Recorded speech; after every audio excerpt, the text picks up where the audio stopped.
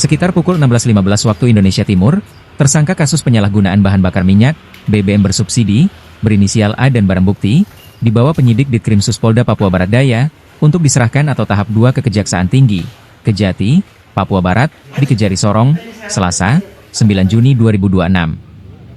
Sebelum masuk ke kantor Kejaksaan Negeri Sorong, tersangka A sempat melepas rasa rindunya dengan keluarga.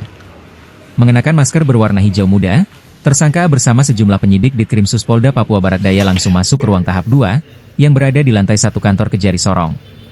Kasih Dekamektibum Aspidum Kejaksaan Tinggi Papua Barat, Yudi Trisna Amijaya langsung memeriksa berkas-berkas yang diserahkan penyidik, lalu memeriksa tersangka A, selama kurang lebih 1 jam.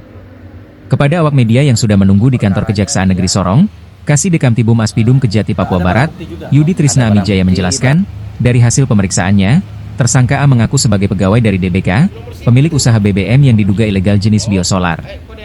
Ia juga bertugas mengisi BBM jenis solar di beberapa SPBU di Kota Sorong, menggunakan truk tangki, lalu ditimbun di gudang. Tahap 2 perkara migas dengan tersangka satu orang ini ya, inisial A. Tahap 2 ini dilaksanakan tindak lanjut dari hasil penyidikan tim kepolisian Polda Papua Barat Daya.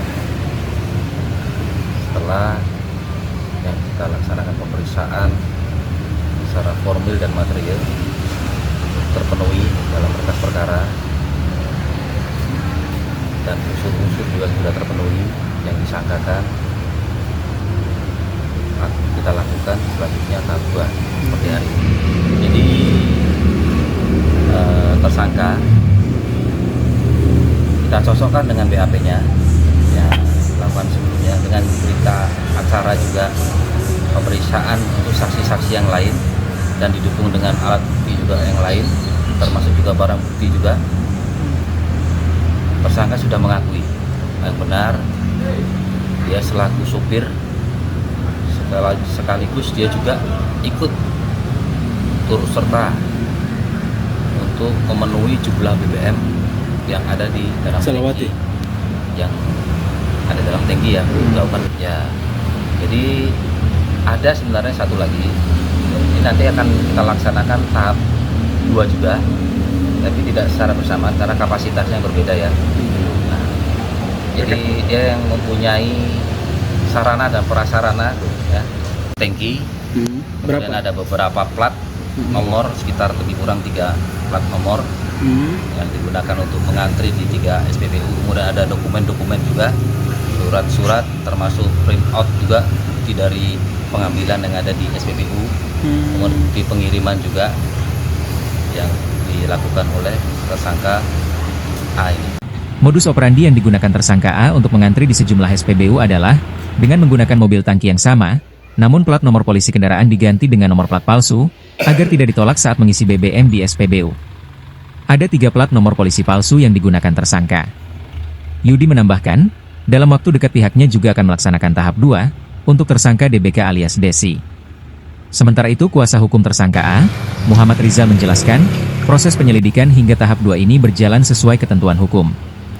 Semua hal menyangkut keterangan dari kliennya akan dibeberkan saat persidangan nanti. 2 bulan sudah lengkap. Abang sebagai penasihat hukum Hukum dari Akbar itu. kira-kira proses apa yang akan dijalani mungkin dari pihak penasihat hukum sendiri? Langkah-langkah hukum. Langkah-langkah hukum ya pasti kita akan nanti pembelaan juga di persidangan. Untuk persidangan yang pasti ini tahap 2 prosedur.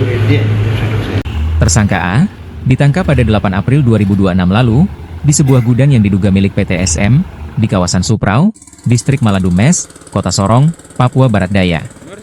Tersangka A dijerat pasal 55 Undang-Undang Nomor 6 Tahun 2001 tentang minyak dan gas bumi Jo pasal 20 huruf C Nomor 1 Tahun 2023. Setelah proses administrasi selesai, tersangka digiring ke mobil tahanan Kejaksaan buat dititipkan ke Lapas Kelas 2B Sorong selama 20 hari ke depan, hingga berkas perkaranya dilimpahkan ke Pengadilan Negeri Sorong untuk disidangkan. Tim Liputan, Papua Barat Daya TV.